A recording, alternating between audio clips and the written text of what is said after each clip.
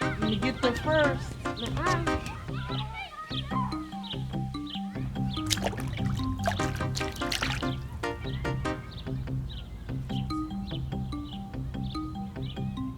The story of California water use began a long time ago, long before we had swimming pools and hot showers, before we had cities and processing plants and acres of orchards.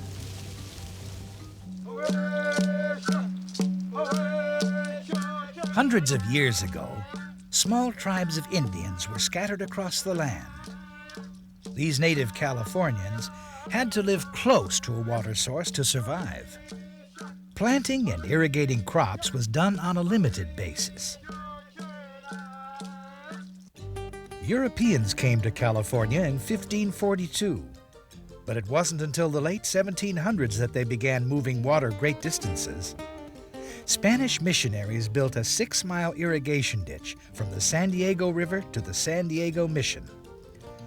Other missions in California soon began to irrigate their lands, too. Rancheros, settlers, and farmers followed.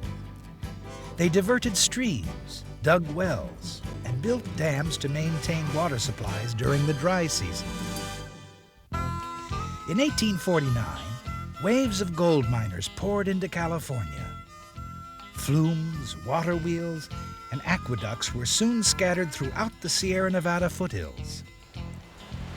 For a short time, the roar of hydraulic mining echoed across canyons, washing away entire mountainsides. Silt and debris were carried downstream, filling in river channels and causing more frequent flooding of valley lands. Farmers in the valleys had levees built to protect their lands, but the silting and the floods continued. Farmers and communities along the rivers were angry. They took the miners to court. 1884. The dumping of debris into streams and rivers was prohibited. For most hydraulic mining operations, it was the end of an era. California has always had cycles of wet years followed by years of drought. In the 1870s, a severe drought caused the death of thousands of sheep and cattle in Southern California and forced many ranchers out of business. In the early 1900s, another drought and a growing population spurred the city of Los Angeles to look outside of its basin and buy land and water rights in the Owens Valley, 250 miles away. Built amid controversy and violence, the Los Angeles Aqueduct is designed to carry water from the Owens Valley to the city of Los Angeles. Southern California continued to prosper, and they needed more water. In the 1930s, work began on the Colorado River Aqueduct, which brings water to much of Southern California, from the Los Angeles Basin to San Diego.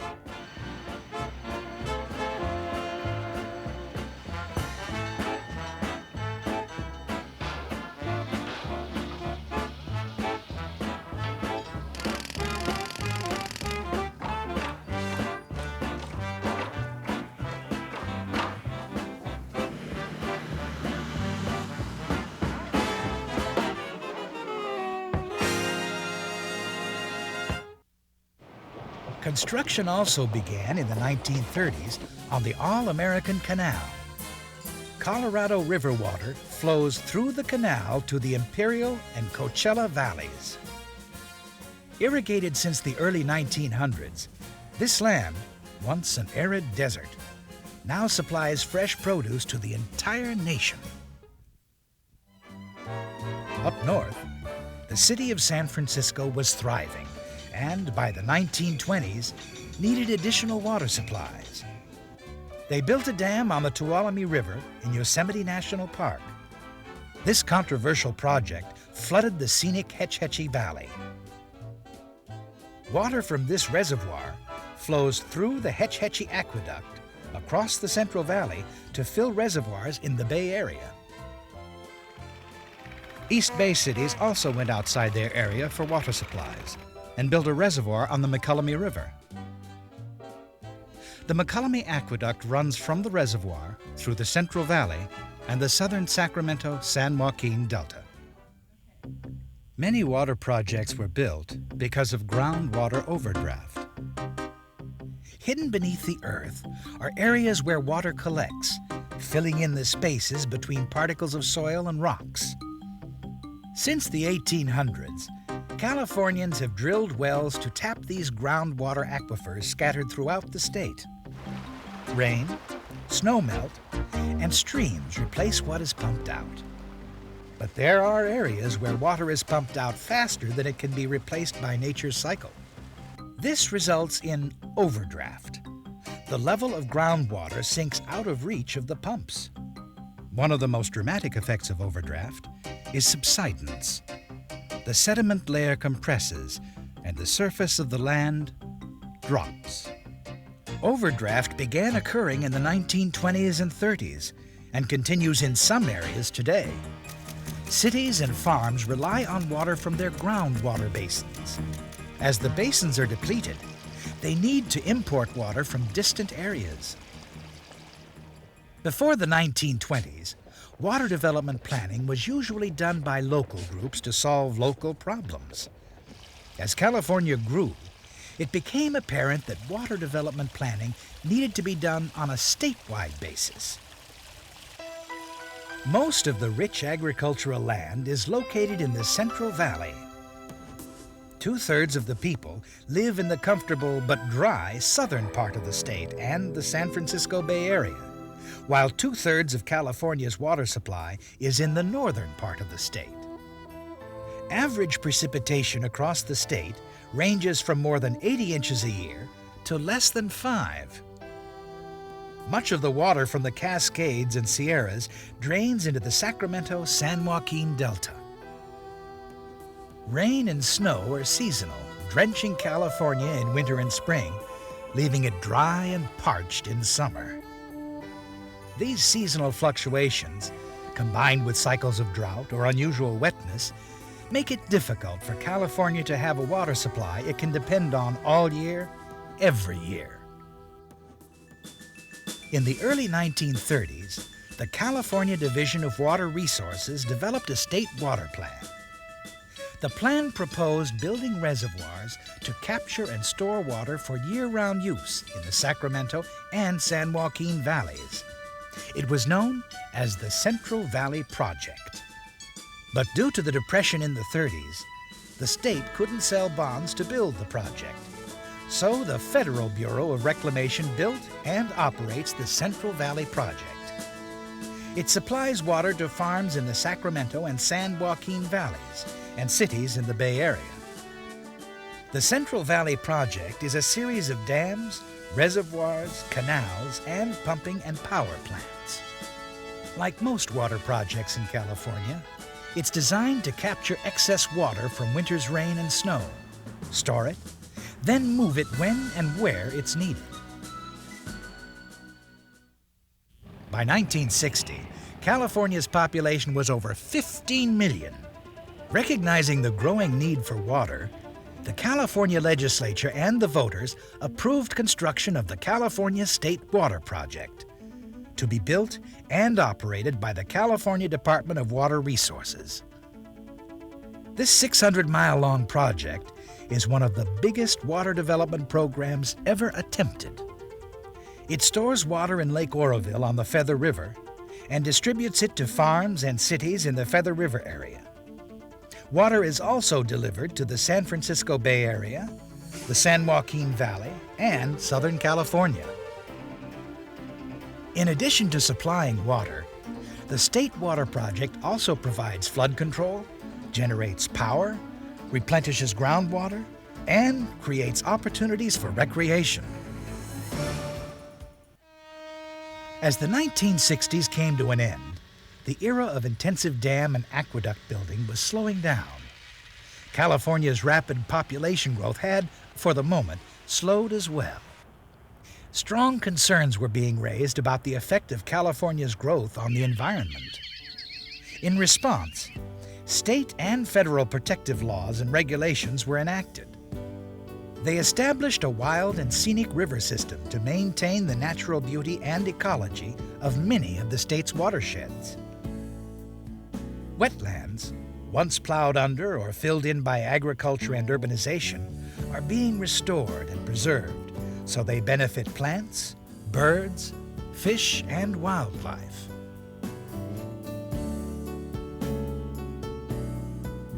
Much environmental concern involves the fragile Sacramento-San Joaquin Delta, the most important estuary on the West Coast.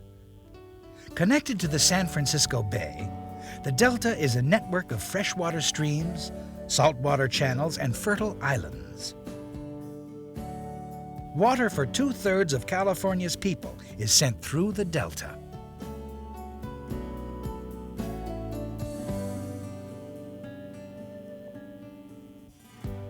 Reservoirs in Northern California release water to flow into the Sacramento-San Joaquin Delta. The water is pumped out of the Delta by State Water Project and Central Valley Project facilities. It's sent to water banks for storage at San Luis Reservoir, the proposed Los Banos Grandes Reservoir, and underground in the Kern Water Bank. As it's needed, the water is released to local water agencies. Pumping water from the Delta changes the natural flow patterns in many Delta channels. During dry periods, it can pull salt water into fresh waterways, adversely affecting water quality and fish. To help overcome these problems, additional Delta pumps will be used in winter, pumping when water flows are highest and the fisheries less impacted. The Suisun Marsh near the Delta is one of the largest brackish wetlands in the United States. To protect and restore this area, the Department of Water Resources has installed salinity control gates. These gates regulate the levels of salt water in the marsh.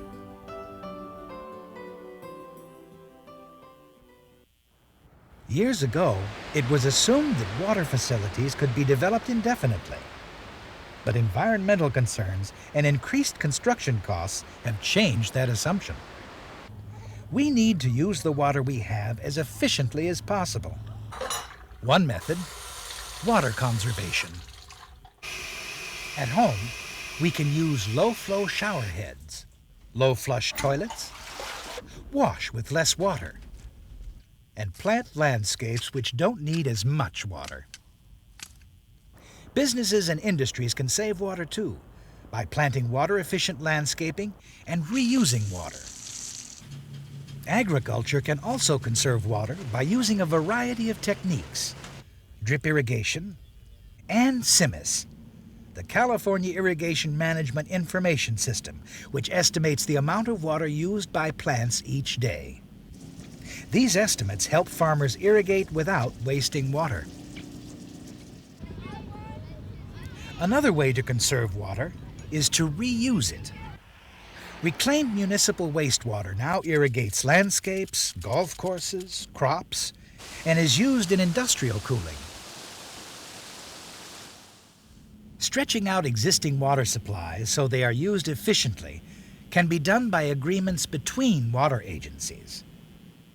Such agreements helped supply water to the Santa Barbara area during the 1991 drought. Another technique for using water efficiently also emerged during 1991: water marketing.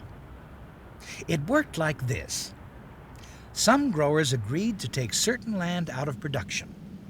The state bought the water that the farmers saved and sold it to cities and growers who needed it. There are other innovative methods for improving our water situation. We can actually add to state water supplies by cloud seeding when conditions are right, resulting in increased snow. Turning to the ocean as a source of drinking water, desalination, may be cost-effective for cities along the coast.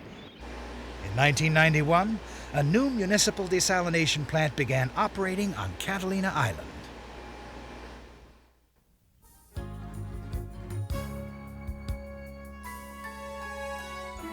we know that we have to manage our water resources more wisely than ever.